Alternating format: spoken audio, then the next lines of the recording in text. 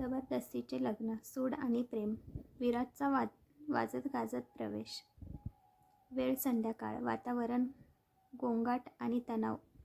देशमुख मेन्शनच्या बाहेर अचानक ढोल ताशांचा आणि वाद्यांचा प्रचंड आवाज येऊ लागतो. वाड्यातील सर्व मंडळी, आराधना आजी, शीतल, नीलम काकू आणि आरोही घराबाहेर घाबरून बाहेर येतात. समोरचं दृश्य बघून सर्वांच्या पायाखालची जमीन सरकते. विराज एका सजलेल्या रथात राजासारखा बसून आला आहे. त्याच्या हातात काही कायदेशीर कागदपत्र आहेत. त्याच्या शेजारी अर्पिता अत्यंत उग्र आणि माजलेल्या अवतारात उभी आहे. विराज रथातून खाली उतरत जोरात हसून, काय आरव देशमुख, कसं वाटतंय? स्वागत. आज तुझा हा देशमुख मेन्शन आणि तुझी सगळी प्रॉपर्टी आता अधिकृतपणे विराज आणि अर्पिताची झाली आहे. हे ऐकताच आरोही शॉक होते. ती धावत पुढे येते. विराज, हे काय वेडेपणा लावला आहेस तू? आरव सरांची प्रॉपर्टी तुझ्या नावावर कशी होऊ शकते? तू नक्कीच काहीतरी फसवणूक केली आहेस. अर्पिता तिरस्काराने आरोहीकडे बघत, अगं आरोही, फसवणूक कसली? तुझा हा लाडका नवरा याने स्वतःच्या हाताने सगळ्या प्रॉपर्टीज पेपर्सवर सह्या केल्या आहेत.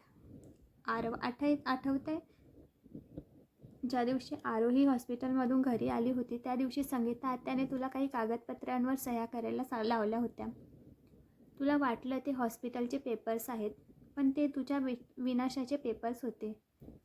तू तुझी सत्ता, संपत्ती आणि हा वाडा सगळं आमच्या झोळीत दान केलंस. दृश्य 2. आरोहीचा पलटवार आणि अर्पिताचा चपराक. आरव सुन्न होऊन उभा राहतो. त्याला आठवतं की संगीता आत्याने कसं भावनिक करून त्याच्याकडून त्या सह्या घेतल्या होत्या. तो स्वतःला अपराधी मानून मान खाली घालतो. पण आरोही गप्प बसत नाही. आरोही रागाने अर्पिताकडे बघत, अर्पिता, तू किती नीच आणि नालायक आहेस. स्वतःचा नवरा, पोटची मुलगी आणि ज्या घरात लहानाची मोठी झालीस त्या घरचा विश्वासघात करताना तुला एकदाही लाज वाटली नाही? पैशासाठी तू या विराजसारख्या गुन्हेगारासोबत हातमिळवणी केलीस. स्वतःच्या मनाला विचार तू काय करतेस ते? अर्पिता उद्धटपणे, आरोही, तू मला नको शिकवूस. आता आरव भिकारी झाला आहे. त्याच्याकडे फुटकी कवडीही उरलेली नाही. बघूया आता तू किती दिवस या कंगाल माणसासोबत राहतेस. तू पण त्याला सोडून पळून जाशील हे नक्की. विराज आरोहीच्या जवळ येत खोचकपणे, हो ना आरोही, तुला आरवचा बदला घेण्याची ही सर्वात मोठी संधी आहे. तो आता रस्त्यावर आला आहे. तू कशाला याच्यासोबत सडतेस? तू माझ्याकडे ये. मी तुला राणीसारखं ठेवीन. तुला आयुष्यात काहीच कमी पडू देणार नाही.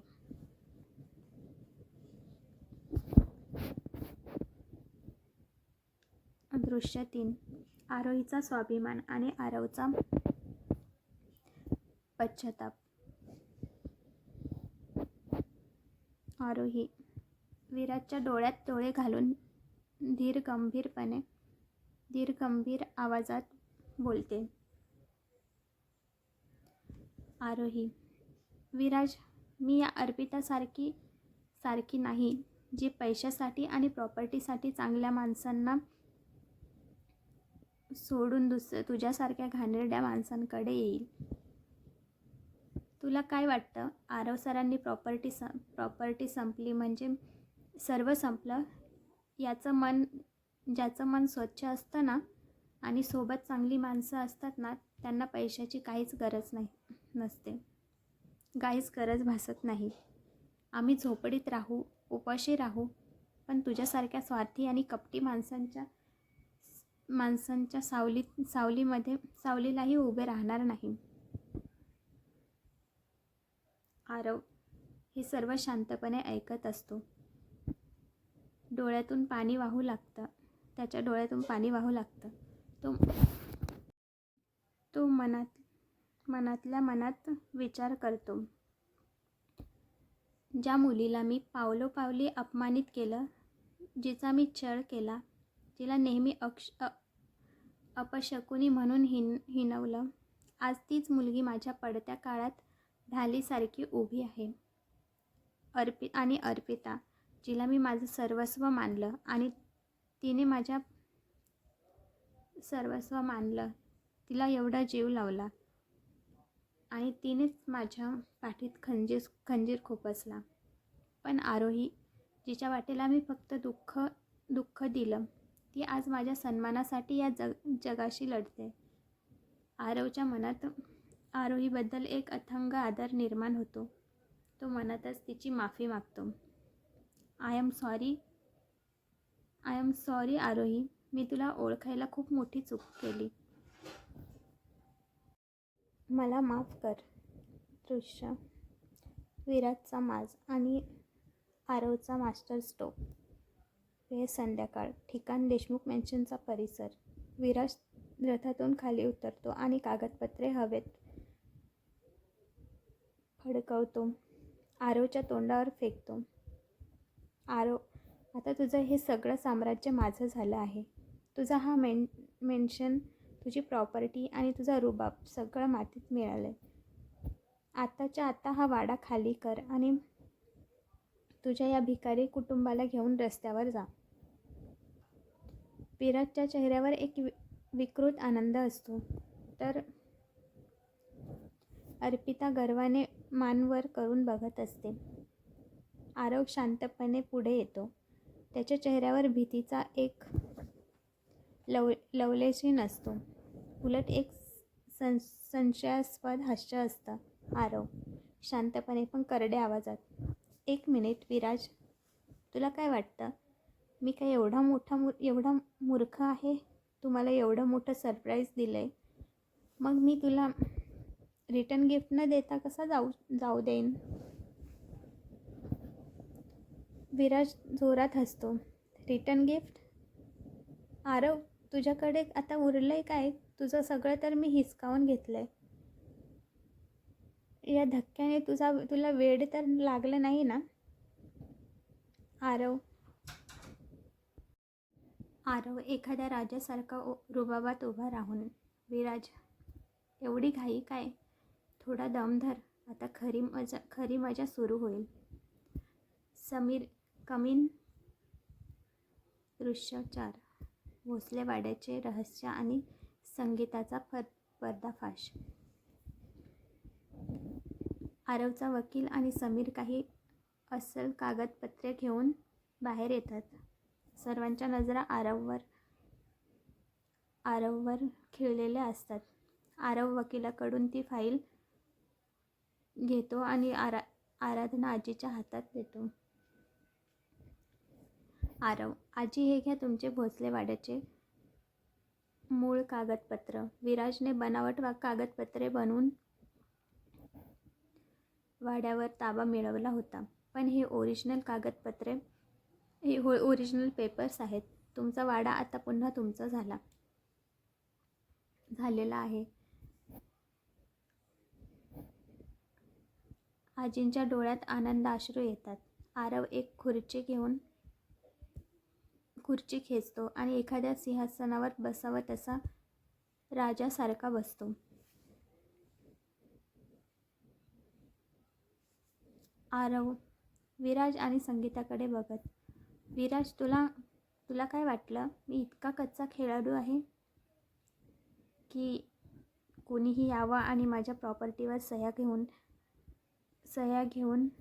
जावं? संगीता आत्या, ज्या दिवशी तू हॉस्पिटलमध्ये पेपर्स म्हणून माझ्याकडे आली होतीस, तेव्हाच मला संशय आला होता. मी त्या कागदपत्रांची अदलाबदल करून डुप्लिकेट पेपर्सवर सही केली होती. मी इतके दिवस शांत होतो कारण मला बघायचं होतं की माझ्या ताटात खाऊन माझ्याच पाठीत खंजीर खुपसणारे किती किती साप या घरात आहेत. संगीता आत्या, तुला माहिती नसेल, पण मी घरात हिडन CCTV कॅमेरे लावले होते. तुझे आणि विराजचे सगळे कट कारस्थानं मी माझ्या फोनवर लाईव्ह बघत होतो. संगीता, विराज आणि अर्पिताचे चेहरे भीतीने पांढरे पडतात. विराज रागाने थरथर कापतो. आरव, तुला मी सोडणार नाही. दृश्य 5. स्वातीचे पुनरागमन आणि विराजचा विनाश. आरव, विराज एक सरप्राईजने इतका राग. अरे अजून तर क्लायमॅक्स बाकी आहे. स्वाती, आता तू बाहेर ये. घरातून एक मुलगी डोक्यावरून ओढणी घेऊन बाहेर येते. तिने ओढणी बाजूला सारताच समोर स्वाती उभी असते, एकदम ठणठणीत आणि शुद्धीत. विराजला आता दरदरून घाम फुटतो. त्याच्या पायाखालची जमीन सरकते.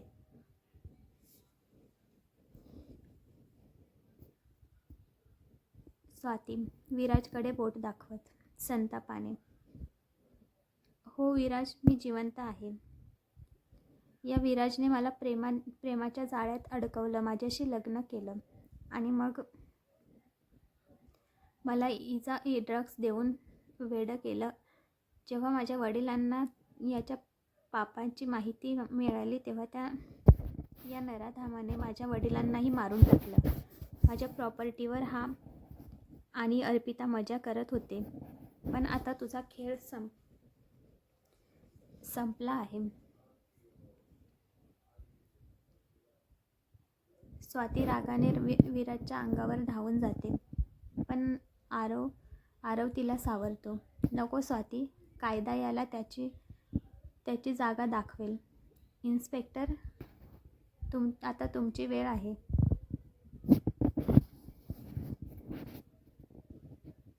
पोलीस आत येतात. आरव इन्स्पेक्टरच्या हातात एक पेन ड्राईव्ह देतो. इन्स्पेक्टर, यात विराजच्या प्रत्येक गुन्ह्याचे पुरावे आहेत, रेकॉर्डिंग्स आहेत.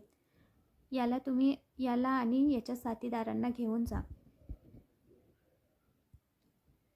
दृश्य 6. अर्पिताचा विश्वासघात आणि शेवटची चपराक. विराजला बेड्या ठोकल्या जातात. अर्पिता अजूनही आरववर ओरडते. आरव, तू विराजसोबत आधीही चुकीचं केलंस आणि आता तू त्याला बर्बाद केलंस. आरव, अर्पिता, विराजने माझ्या कंपनीत घोटाळा केला होता म्हणून मी त्याला शिक्षा दिली होती. पण तू ज्याच्यासाठी माझं घर सोडून आलीस त्याचा खरा चेहरा तुला बघायचा आहे का? हे बघ. आरव टीव्हीवर एक व्हिडिओ लावतो. त्या व्हिडिओमध्ये विराज एका माणसाशी बोलत असतो. अर्पिता, अरे ती तर माझ्यासाठी फक्त एक खेळणं आहे. आरवला बर्बाद करण्यासाठी मी तिचा वापर करतोय. माझं काम झालं की तिला कुत्र्यासारखं रस्त्यावर हाकलून लावेन. तिच्यासारख्या चरित्रहीन बाईवर मी प्रेम कसं करेन? जी तिच्या मुलीची आणि नवऱ्याची झाली नाही ती माझी कशी होणार? अर्पिता सुन्न होते. तिचा विश्वास चक्काचूर होतो. ती रडत विराजजवळ जाते आणि त्याच्या कानशिलात एक सणसणीत चपराक लगावते. विराज, तुला लाज नाही वाटली? तुझ्यासाठी मी माझ्या पोटच्या मुलीला, माझ्या पतीला आणि घराला लाथाडलं आणि तू माझ्याशी असं वागलास? पोलीस विराज, अर्पिता आणि संगीता आत्याला घेऊन जातात. वाड्यात पुन्हा एकदा शांतता पसरते. आरव खिडकीतून बाहेर बघतो आणि त्याच्या चेहऱ्यावर एक समाधान असते. त्याने केवळ आपलं साम्राज्य नाही तर आपलं हरवलेलं आयुष्यही परत मिळवलं होतं.